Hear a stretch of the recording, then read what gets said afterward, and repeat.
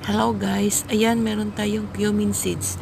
Ang cumin seeds po ay isa po itong ginagamit na spices dito sa Arab country.